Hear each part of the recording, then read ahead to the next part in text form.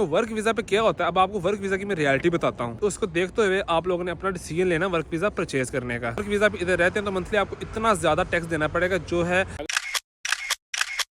आइए जी, क्या हाल चाल है सबकी। उम्मीद करता हूँ सब ठीक होंगे, खुशबाश होंगे, मजे में होंगे। तो फिर से वेलकम करते हैं आप लोग का मेरे एक और न्यू व्लॉग में। गैर को टाइम वेस्ट किए आप लोग चैनल को करें सब्सक्राइब और वीडियो को करें लाइक, ताकि हम अपना व्लॉग शुरू करें। क्योंकि आज के व्लॉग में मैं आप लोगों के सारे सवालों का जवाब देने वाला हूँ। आज आप लोगों को इस सवाल का जवाब भी लाजमी मिल जाएगा कि is the UK still worth it in 2025। क्योंकि आजकल जो न्यू रूल्स निकले हैं ना, उसकी वजह से काफ़ी लोग परेशान हैं और सोच रहे हैं कि हम यूके आना चाहिए या नहीं आना चाहिए। तो आपका भाई आ गया आप लोगों को इन सारे सवालात के जवाब देने। बस आप लोग वीडियो एंड तक देखें, चैनल को सब्सक्राइब करें। तो अपना व्लॉग हम शुरू करते हैं, आप लोग को सारे जवाब मिल जाएंगे। मौसम तो काफ़ी अच्छा बना हुआ है, लोग बाहर आए हुए हैं, सन बात ले रहे हैं। आपका भाई आप लोगों के लिए वीडियो बना रहा है। जब भी हम इस पार्क में आए ना, हमें ऐसा लगता है हम लाहौर के किसी पार्क में आ गए, लेकिन जब हम ऐसा माहौल देखते हैं ना, तो फिर हमें कंफर्म हो जाता है कि हम लाहौर में नहीं, हम लंदन में ही हैं। चलिए जी वीडियो शुरू करते हैं और आपके क्वेश्चन का हम प्रॉपर आंसर कर देते हैं। और आप लोगों को स्टेप बाय स्टेप सारी चीज़ें मैं बता दूंगा। तो आप लोगों ने खुद डिसीजन लेना है इसके बाद कि आप लोगों को अब यूके आना चाहिए या नहीं। क्योंकि मैं आपको ईच एंड एवरीथिंग बता दूंगा कि क्या वीज़ा रिस्ट्रिक्शंस आई हैं, ठीक है, और PSW बंद हो रहा है कि नहीं हो रहा है, और कितनी ईयर्स का हो रहा है, और ये रूल्स किस पे इंप्लीमेंट होने हैं, किस पे इंप्लीमेंट नहीं होने, और ILR का रूट जो 10 साल का किया है उससे क्या इफेक्ट आएगा, ये हमें उसको देखते हुए अब यूके आना चाहिए या नहीं। मैं आपको each and everything step by step सारी चीज़ें बता दूंगा, ठीक है। आप लोगों ने आखिर पे खुद अपना फैसला कर लेना है। मैं आप लोगों को बताता हूँ कि जो लोग यूके आ चुके हैं और उनकी मेंटालिटी ये थी कि यूके तो हमें वीज़ा दे रहा है, हमें बस पाकिस्तान से निकलना है किसी ना किसी तरह, बस यूके पहुंचेंगे, वहाँ जाके हमारा कोई ना कोई जुगाड़ लग जाएगा सेटलमेंट का, ठीक है। क्योंकि कई लोगों का प्लान ही होता था कि उन्होंने यूके आना है और आगे सेट होना है, और उनमें से बहुत ही रेयर चांसेस थे जिनका प्लान ये था कि बस स्टडी करनी है, PSW के 2 साल लगाने हैं और वापस चले जाना है। अब यूके आने के काफ़ी रूट्स हैं, स्टडी वीज़ा है, हेल्थ केयर वीज़ा है, वर्क वीज़ा है, लेकिन इन सब पे अब इन्होंने रिस्ट्रिक्शंस लगा दी हैं। अब सबसे पहले हम बात करते हैं हेल्थ केयर वीज़ा की।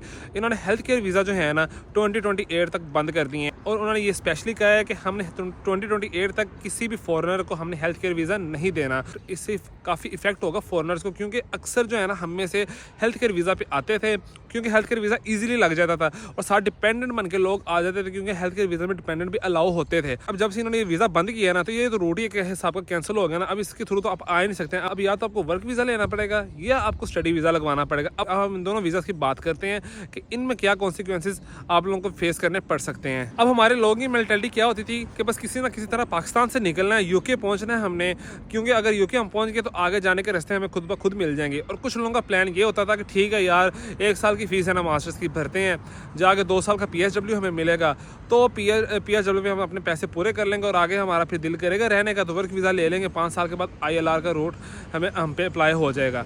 लेकिन अब इन्होंने बड़ा ही कोई बैड डिसीजन लिया इन्होंने, ये है कि ILR का जो रूट है ना वो इन्होंने 10 साल पे कर दिया है। अब जब से इन्होंने रूट 10 साल का किया है ना, तो मुझे नहीं लगता है कि यह वर्थ इट होगा आप लोगों के लिए इधर वर्क वीज़ा पे आना या PSW के बाद वर्क वीज़ा लेना। क्योंकि आप लोग मेरी एक बात सुने, अगर आप PSW के बाद वर्क वीज़ा लेते हैं तो PSW पे आपने जितनी भी अर्निंग की होगी, 15-20 हज़ार पाउंड जो सेविंग की होगी, आप उसका वर्क वीज़ा ले लेते हैं, ठीक। सपोज आपने वर्क वीज़ा ले लिया, अब फिर से ज़ीरो है और अब आपको 10 साल इधर वेट करना पड़ेगा ILR लेने के लिए। क्योंकि वर्क वीज़ा पे क्या होता है, अब आपको वर्क वीज़ा की मैं रियलिटी बताता हूँ। वर्क वीज़ा की जो रियलिटी है आप लोगों को कोई भी कंसल्टेंट नहीं बताता होगा या कोई भी ऐसा बंदा नहीं बताता होगा। मैं आप लोगों को each and everything work visa की बताता हूँ कि उसकी रियलिटी क्या है। अब जो बंदा वर्क वीज़ा परचेज करता है, ठीक है, परचेज करने में और कोई स्पॉन्सर होने में एक ज़मीन आसमान का फ़र्क है।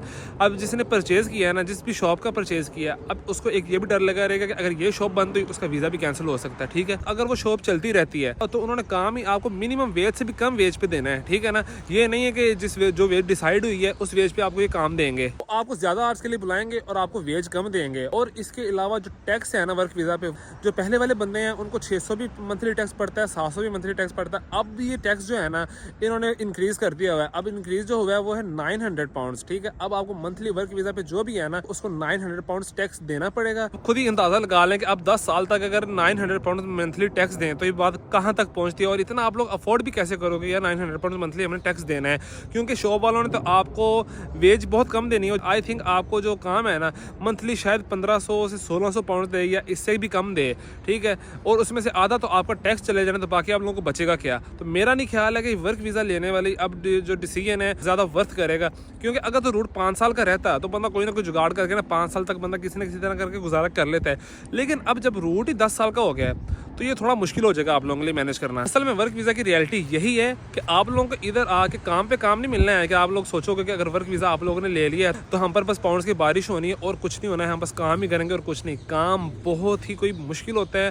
जो शॉप वाले हैं प्रॉपर काम आप लोगों को देते नहीं है, वेज आप लोगों को बहुत कम देते हैं और उसके अलावा टैक्स आप लोगों को मंथली देना पड़ता है, क्योंकि जो वर्क वीज़ा वाला है उस पर टैक्स लाजमी है, उसने टैक्स देना ही देना है। अगर आप लोग प्लान कर रहे हैं वर्क वीज़ा पे यूके आने का, आप लोग अगर ये सोचते हैं कि आप 10 साल उधर गुजारा कर लेंगे, तो आप लोग ये चीज़ लाजमी माइंड में रखें कि आप पर मंथली 700 से 900 के दरमियान टैक्स पड़ना है, ठीक है। और शॉप वालों ने आपको इतना काम देना है, तो ये चीज़ आप लोगों ने माइंड में लाजमी रखनी है। उसको देखते हुए आप लोगों ने अपना डिसीजन लेना वर्क वीज़ा परचेज करने का। अगर मैं अपना डिसीजन आप लोगों को बताऊंगा, अगर मुझ पर ये सिचुएशन आती है तो मुझे क्या करना चाहिए, मैं यही करूँगा कि मैं यूके से कहीं और मूव हो जाऊँगा, किसी और कंट्री जहाँ टैक्स थोड़ा कम हो यूके से, ठीक है, और हम आराम से अपना उधर गुजारा कर लें, क्योंकि यूके में अब आपको टैक्स ही बहुत ज़्यादा पड़ना है और जो शॉप वाले हैं उन्होंने आपको काम ही इतना ज़्यादा नहीं देना है। तो ज़्यादा असर जो है ये वर्क वीज़ा वालों को ही पड़ा है। अब दूसरा रूट जो है उसके बारे में डिस्कस करते हैं, जो स्टडी वीज़ा है।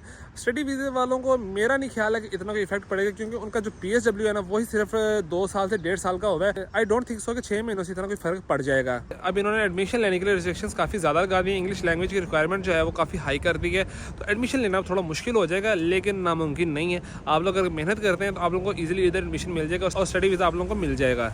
स्टडी वीज़ा पे आना फिर भी मैं कहूँगा कि वर्थ इट है अगर आप मास्टर्स पे आते हैं, क्योंकि 1 साल की आपकी फ़ीस होगी, 1.5 साल का आपका अगर PSW होता है तो आप 1.5 साल का PSW कंप्लीट करें और फ़ौरन कहीं आगे किसी कंट्री निकल जाएं, यूके में ना रहें। क्योंकि अगर आप वही जो 1.5 साल में आप सेव करेंगे पैसे अपने, ठीक है, 15 से 20 हज़ार पाउंड आप सेव करते हैं, वो अगर आप इन्हें दे देंगे, उसके बाद आपको 10 साल इधर जलील होना पड़ेगा, फिर ही कहीं आपको जाके कोई सेटलमेंट के ऑप्शन नज़र आएंगे, अदरवाइज उससे पहले आप लोगों को नहीं आने वाले। तो मेरी एडवाइस यही है कि अगर आप लोग स्टडी वीज़ा पे प्लान कर रहे हो यूके आने का, तो ठीक है, आप स्टडी वीज़ा पे आओ, अपना मास्टर्स कंप्लीट करो, अपना PSW कंप्लीट करो और कहीं आगे निकल जाओ, ठीक है। क्योंकि यूके जो है ना ये लास्ट ऑप्शन आप लोगों के लिए नहीं है, ये सिर्फ एक पाथवे है।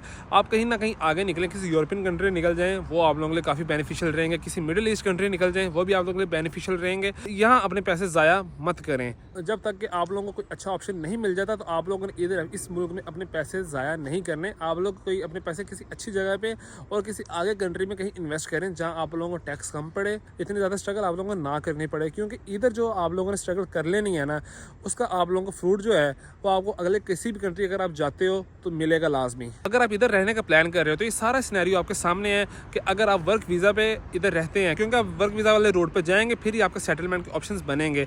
तो अगर आप वर्क वीज़ा पे इधर रहते हैं तो मंथली आपको इतना ज़्यादा टैक्स देना पड़ेगा जो है 700 से 900 के दरमियान, और उसके अलावा 10 साल तक के लिए आपको इधर ही रहना पड़ेगा, फिर ही कहीं जाके आपके ऑप्शंस बनेंगे सेटलमेंट के। तो यही अगर आप रिसर्च करते हैं और किसी और कंट्री जाते हैं तो मे भी आप लोगों के लिए वो कंट्री ज़्यादा बेनिफिशियल हो जाए बजाय यूके के। तो ये सारा सिनेरियो मैंने आपके सामने रख दिया है, आपको इससे अंदाज़ा हो जाएगा कि स्टिल वर्थ इट कर रहा है यूके में आना या नहीं, क्योंकि मैंने आप लोगों को ईच एंड एवरीथिंग बता दी है कि वर्क वीज़ा पे अगर आप आते हैं तो क्या आप लोगों को चीज़ें फेस करनी पड़ेंगी, अगर आप स्टडी वीज़ा पे आते हैं तो उसके क्या कॉन्सिक्वेंसेज हो सकते हैं। ये ईच एंड एवरीथिंग मैंने आप लोगों को बता दिया है। ये वीडियो देख के आप अपना डिसीजन ले लीजिएगा और प्लानिंग कर लीजिएगा। बाकी मैं आपसे मिलूंगा न्यू वीडियो में, तब तक के लिए आप अपना ख्याल रखिएगा, भाई को दुआ में याद रखिएगा और जाते जाते चैनल को लाजमी सब्सक्राइब कर दीजिएगा। फिर मिलेंगे आपसे न्यू व्लॉग में। अल्लाह हाफिज़।